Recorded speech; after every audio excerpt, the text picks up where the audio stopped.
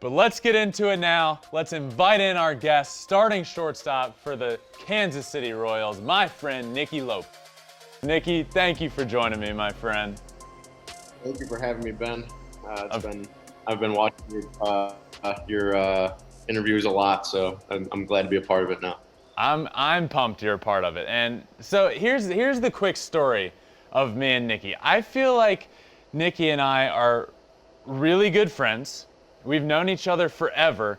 We haven't actually met in person, and we've known each other for years. I know your parents. I know your family in person. I know your fiance. We've played COD and Fortnite in every game you could possibly imagine. Yet it hasn't yet happened in person. How is this possible? I don't know, but it's gonna happen soon, and we'll pick up right where we left off. But yeah, like you said, it's like we're great friends, but we have yet to meet in person. So I'm looking forward to that day.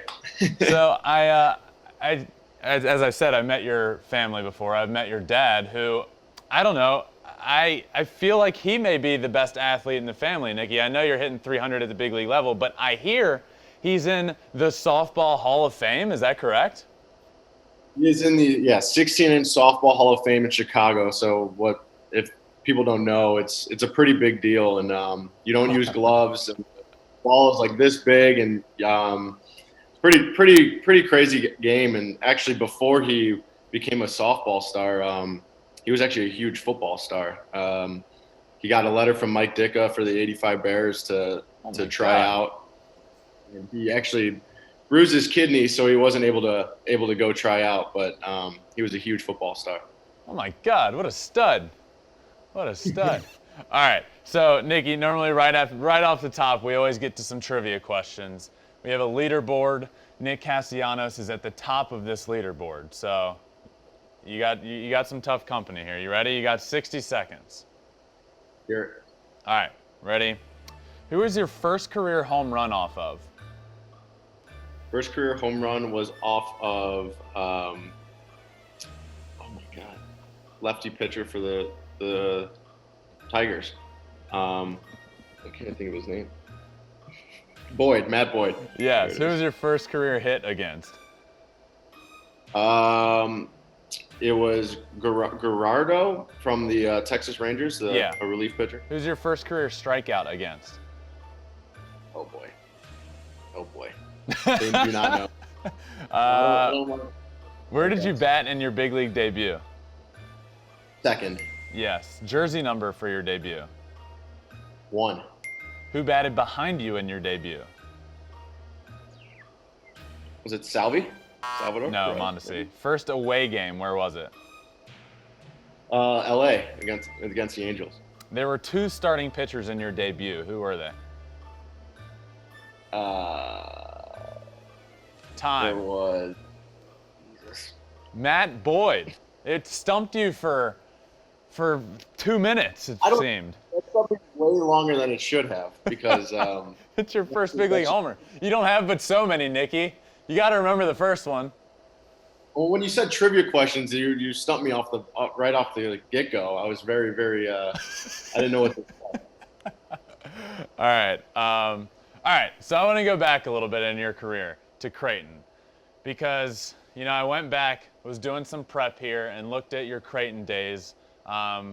And personally, I had quite the jump from my sophomore to junior year, and had a big change, and went through a lot. And from your sophomore to junior year, you did as well. You went from hitting under 250 to over 300. Was it something like, what changed going into that junior year? Was it just you getting bigger and stronger, or what was it?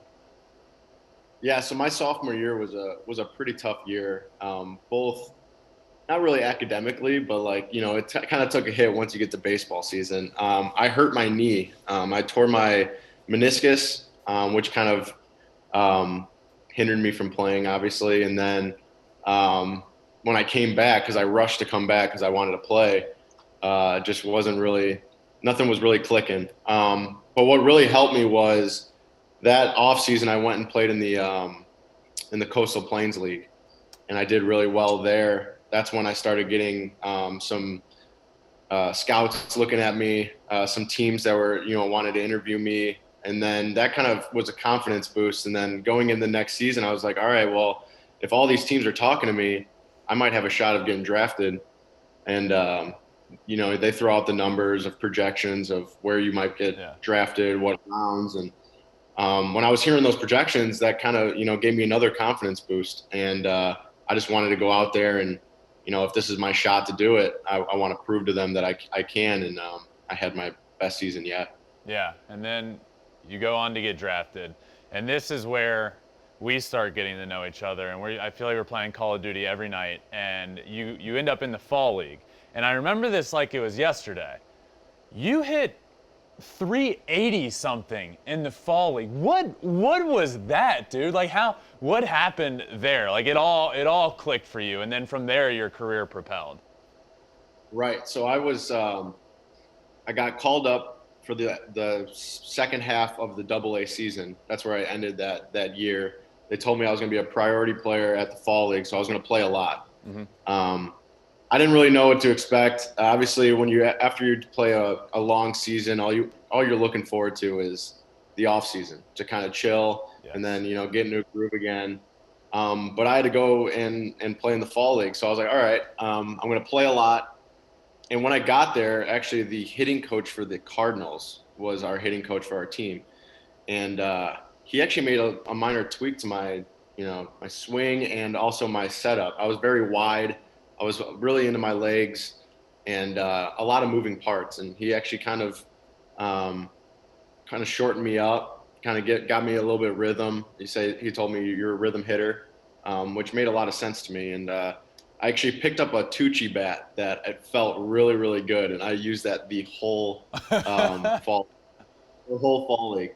And I was hitting everything. Every ball was hit hard. And it was awesome. It was a life-changing experience for sure. Dude, I've always said and thought that I feel like hitting is like it's all done in so many different ways, but in the end it's all done very similar. Like there's so many differences and so many similarities in how a swing works. It all comes down to like being able to take some words and like use them to like making it make sense in your head, and having one person one day say something that you're just like, oh wow, that makes a lot of sense, because you hear so much crap throughout your life of do this and do this and do this, and to have one guy come and say, hey, you're a rhythm hitter, and it just like clicks. It's like, oh yeah, that's great. And I feel like having that one guy make so much sense of it is kind of all you need at a certain level to let it click and then propel your career.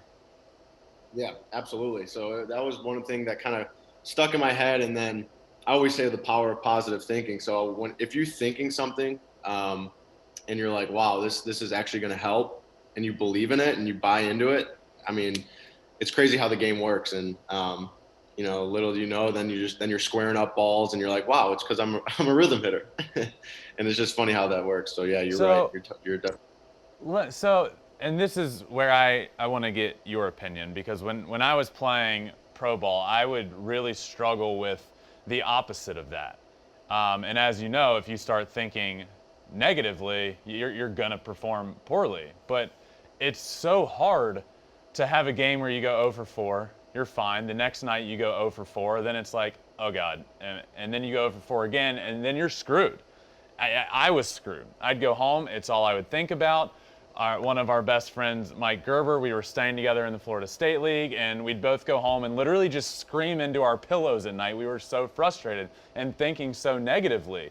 How would you, when you go through stretches of 0 for 4, 0 for 4, 0 for 4, you see your average coming down on the scoreboard every time you walk up, how do you mentally try and transition it back to a positive mindset? Because it's not just as easy as positive mindset time. It's very difficult to actually do that.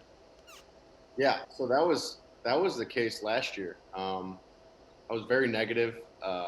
Last year kind of slapped me in the face. I didn't do very well, didn't hit very well. I was hovering right around that Mendoza line, and I would go home. And last year was very different too, because we had to go right to the hotel, to the stadium, right after the stadium, back to the hotel. So there was no like, oh, I'm going to go get a drink, or I'm going to go get some dinner with some friends to kind of, unwind.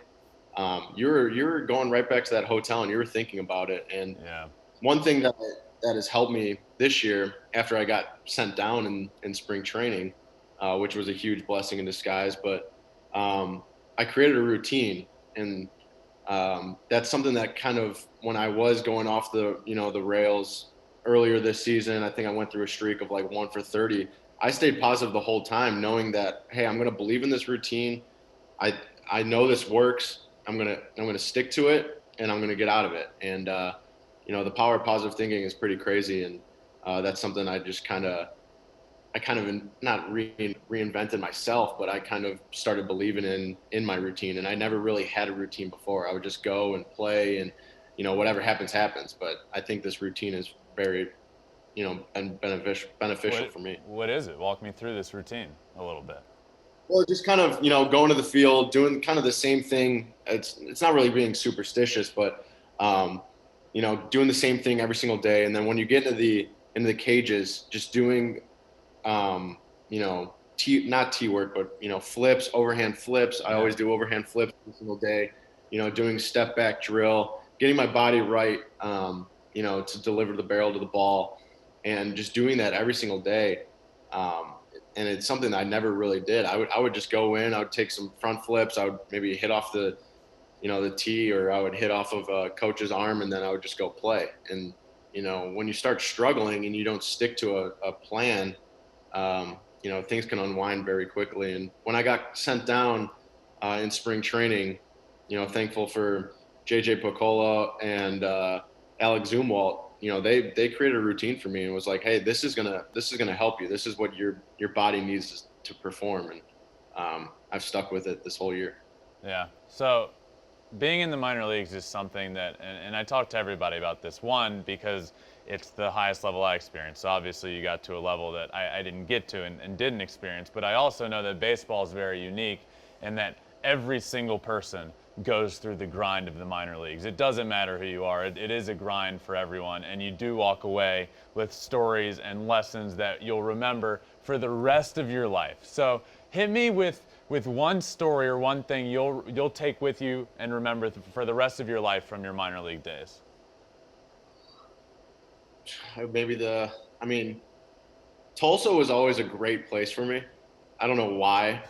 I hit my first ever cycle in a row. So I hit the single, double, triple, then I hit the home run. Sick. It was a natural cycle. That was the only time I've ever done it. Hit the home run the last time, and then hit a single the next at bat. So I was like 5 for 5. I was feeling great. I think it was probably 2 days later. We were still at Tulsa, and I don't know if you've seen this viral video, but the German Shepherd got loose on the field, and it actually ran to me. And you know how much of a dog lover This went viral. Yeah, it went viral. So it's like a viral clip that I'll always remember, and it always comes up like every single year. But this German Shepherd runs to me, and I grab it, obviously, and I was playing fetch with this dog. Tulsa was always great, and then I'll never forget the 12+ hour bus rides from Arkansas all the way to Texas, all the way to Corpus Christi and all that. So I will never forget that with the squad. So. Yeah, I absolutely remember that story. It was the dog got away, and you were playing fetch with this dog on the field, and it went viral. That was all. Anytime I can get a chance to talk about dogs, I will do it. So talk to me about Hank. I know you've had Hank on your cleats. Let me know. Talk to me about Hank. Hank is I call him my house hippo. He's just a beast of a dog. My dad's best friend. So right when I got drafted, me and my dad went, they were going to be empty nesters. So I was like, hey, let's go look at dogs. And right when we were looking at dogs, we found the perfect one, and it was Hank. And, my parents love him. And I was like, all right, I'm ready to have my dog back. And they're just not giving it up. So it's better that he's there. But, Hank's my house hippo for sure. Those cleats turned out sick, by the way. You had Hank on. We'll have to put up a picture of him. Absolutely. Yeah, no, they did a great job. So, here's a question. You recently got engaged to Sydney, and congratulations on that, by the way. So, my question to you would be, were you more nervous for your first big league at bat or to propose to Sydney the other day? I was nervous to propose, to be honest. Obviously I had some butterflies for my first big league at bat.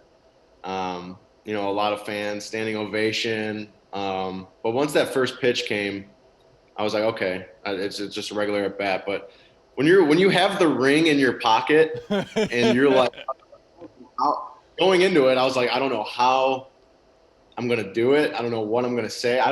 To be honest, I don't even remember what I said. But You blacked out. I don't want to drop this ring. I want to be able to flip the box correctly. I don't want it to like be upside down. So there's a lot that goes into it. But I was definitely nervous for sure. I gotta admit, once it's in your pocket, it's burning a hole. That's so many people were giving that Florida State player crap the other day because they lost to Jacksonville State or something, and he proposed after the game, and it's like that thing was ready to go. He was not waiting any longer. Exactly, and Sydney was not that she was on to me, but she was. I was wearing a jacket, and it was like 80 degrees in Chicago, and she's like, "Why are you?" I have the ring inside my pocket. I'm like, it might get cold tonight. That's by the lake. So. Oh my God. Okay, so this year, I thought you were going to make the team out of spring. I think from talking to you, you thought you were, and then it didn't happen, and you get sent down. And you said earlier it was a blessing in disguise. What happened? I know you said it was a blessing in disguise. You go down, you're now back up, an injury happened. That's the reason you came back up so quickly, and now you're hitting 300. What happened when you went down? Yeah, so I got obviously pulled into the office. New cuts were coming today. Didn't think it was going to be me, but pulled me in the office. Said, "Hey, we're gonna send you down. We want you to kind of regroup, focus on what you have to do at the plate, because they know the defense is there, but they said we wanted you to focus at the plate, and when you're ready, you'll come back up."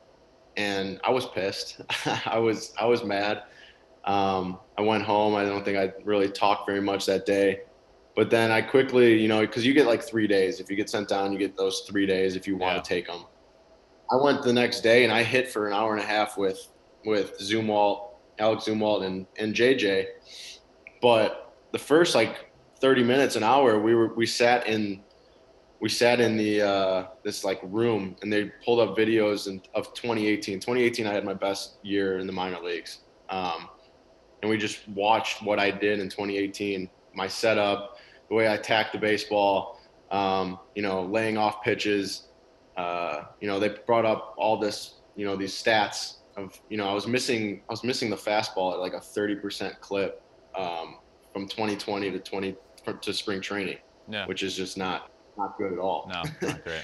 And then we went to the cages, and I was like, all right, I'm going to emulate what I did in 2018, and I'm just going to bring it to the cages. So I brought the setup back. I was moving the bat a lot. I was, just kind of like, all right, I'm gonna try to be that kid again.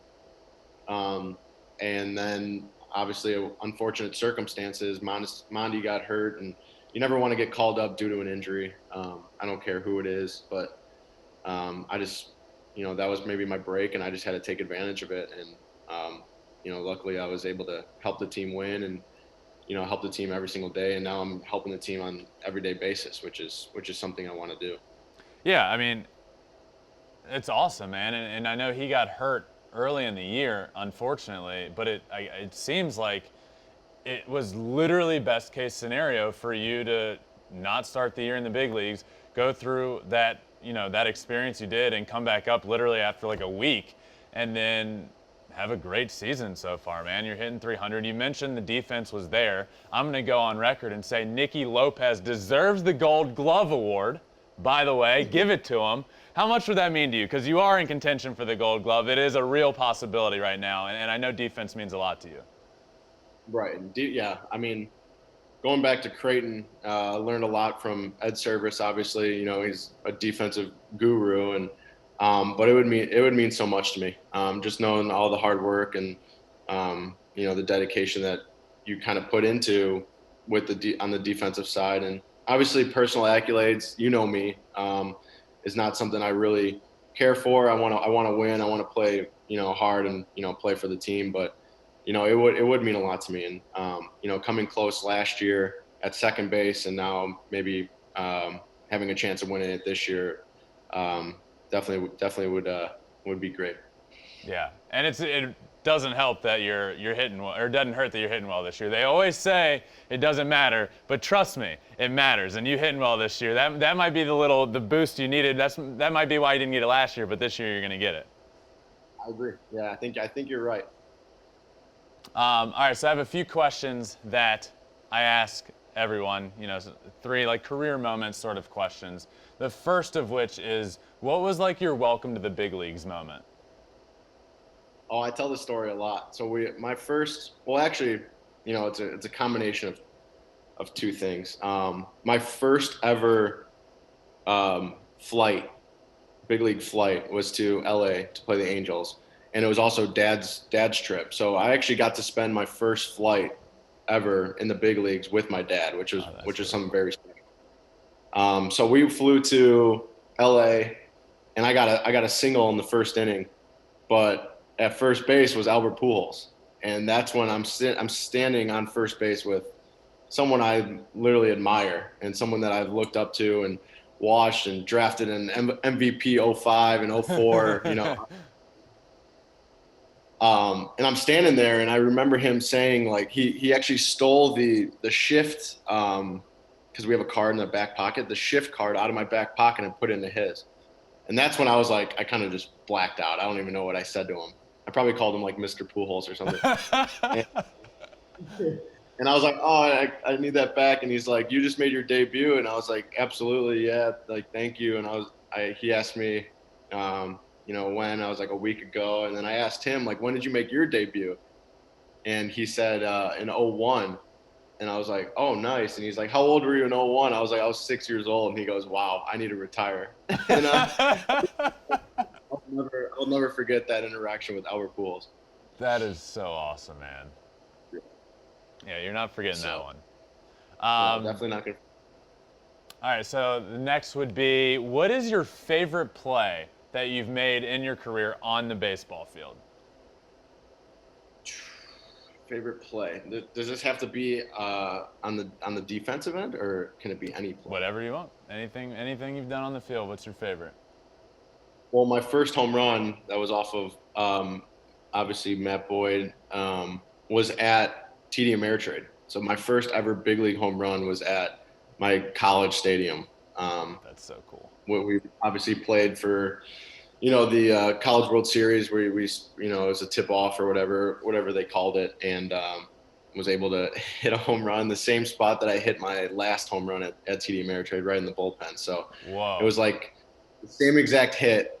And obviously, actually, there's a funny story about that, is that ESPN blacked out right before my at-bat. So ESPN didn't get it. My parents didn't get it back home. No one even saw it. I think I have like a clip of cell phone in the stands that caught it. That's about it. That's all I got. So it's a big league home run, and there's like no record of it. Literally, I don't have the live feed of my first big league home run. I have a fan that's sitting in section 130. Yeah, no wonder you couldn't remember your favorite play on the field. It almost doesn't even exist. Exactly. So, all right. I know people were giving me slack, or they're giving me because I hit a home run at TD Ameritrade, and then my next one was at Camden, and then they're like, when are you gonna hit like an actual home run at a real stadium? And I'm like, oh.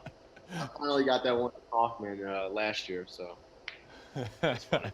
All right, if you were commissioner for a day, Nicky, put yourself in the shoes of the commissioner of Major League Baseball.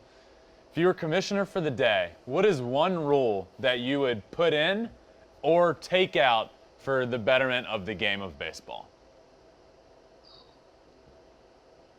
See, all these rules, like the rules that they're putting in, I know, a lot of people have a lot of opinions on them because, you don't want to change the game too much. I personally like the universal DH. I did, but I know that's also, there's a lot of mixed feelings on that. If I'm going to go the fun route, though, because I know we were talking about the fun route, and you know me with dogs, I think it should be necessary for each team to have a dog in their clubhouse. So we were putting this. I was saying this to, I think it was Witt or one of my other teammates, is that this dog doesn't know if you went 0 for 4 or you went 4 for 4. It's still going to love you. And I think that's what baseball needs, is a little, something to decompress. So if a you just throw a dog, required therapy dog in the clubhouse. exactly, or on the bench, one of the two. Well, I mean, if it's going to be in the club, it's got to come down to the bench during the game. So I always get jealous because I see those bat dogs, the ones that run literally on the field to pick up the bat. Yeah. I've never played against a team that had that, so I would, that'd be cool. Wow. I love that. Might be my favorite idea this far. Every team needs to have a dog that ends up on the bench in the game. So if you get out, instead of having nothing there, you can just go pet the dog, and the dog's going to love you just as much as anybody. Exactly. I love that. Nick, talk to me about Salvador Perez and the year he's having, because I watch your games in large part for you, and I see what he's doing, and it is special. It's very special, and you're right there every game, every day. So talk about what he's doing this year.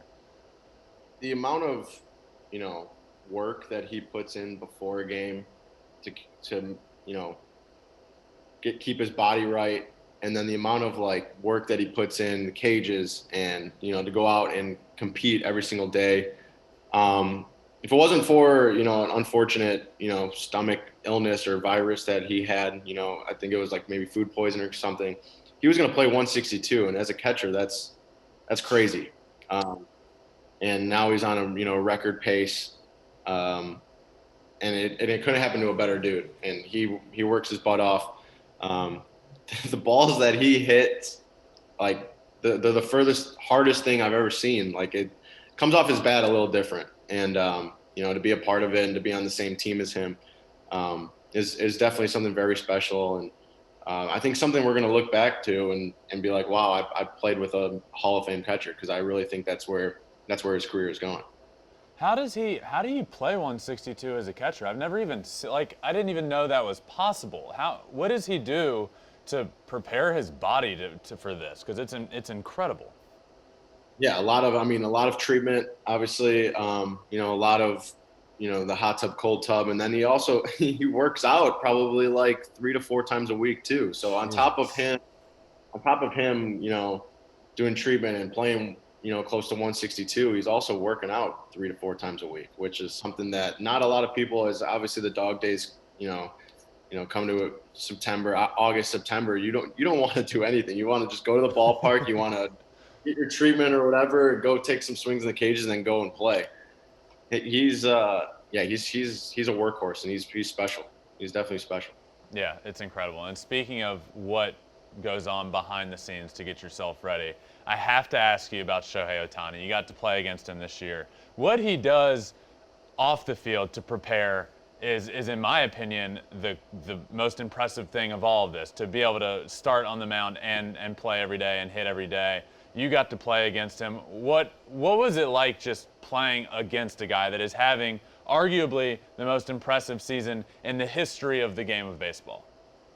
Oh, absolutely. These are one of the, you don't see this generation or generational player, you don't see him. And to be able to see him do what he's doing with the bat, and then also on the mound, and luckily we didn't have to face him, which would have been pretty cool. But I always say that, standing at shortstop or standing in the infield, you got to be ready. When we're playing the Yankees, you see all those big boppers. You're like, all right, this ball can come at me 110 plus miles per hour. You got to be ready. And that's something that, Shohei in the box, you're like, okay, this ball's going to come at me pretty hard. And, it's something that I can, tell my kids about. Yeah, I played against this guy. He's the modern day, obviously, Babe Ruth. I know people are comparing him because he plays, pitcher and hitter. So it's something very special, and I'm just happy to be a part of it in the same era as him. Yeah. Before I let you go, Nicky, talk to me about Nicky's number ones because it's pretty cool what you're doing. Yeah, Nicky's Number Ones is a charity that I have just started, and it's kind of picking it up here and there, as of late. But it's just a charity just to get the youth involved and give them a positive role model in Kansas City. And I look to obviously make it a little bit bigger than Kansas City, but right now it's I help with the Operation Breakthrough, which is a underprivileged youth academy around here that they might not have a positive role model, male role model in their life. And then I do the YMCA Challenger program, who helps the special needs kids and the adapted kids, and it's something I take a lot of pride in, and I want these kids to know that I'm here for them, whether it's them messaging me, whether it's them meeting me, at Kauffman Stadium. I right now with COVID, all these rules, you have to stick to just Zoom, which is very unfortunate. But hopefully, I'll bring them to Kauffman Stadium, have a day with me, what it's like to be a big league player, and kind of just be a positive role model for them, and just know that I'm there for them if they ever need anything, and just kind of give them a light in their eye for sure. That's awesome, man. That's really cool. But, dude, thank you so much for joining me. We got to get back on the COD grind soon. I know we'll be playing soon. So thanks again. Nicky Lopez, Gold Glove. It's happening this year. You're winning it. Thanks again for joining me, man. Good luck the rest of the year, and come back on whenever you want. Absolutely. Thank you, Ben. Appreciate it, man. I'll hopefully see you soon. But yeah, we'll get on. All right, buddy. See ya.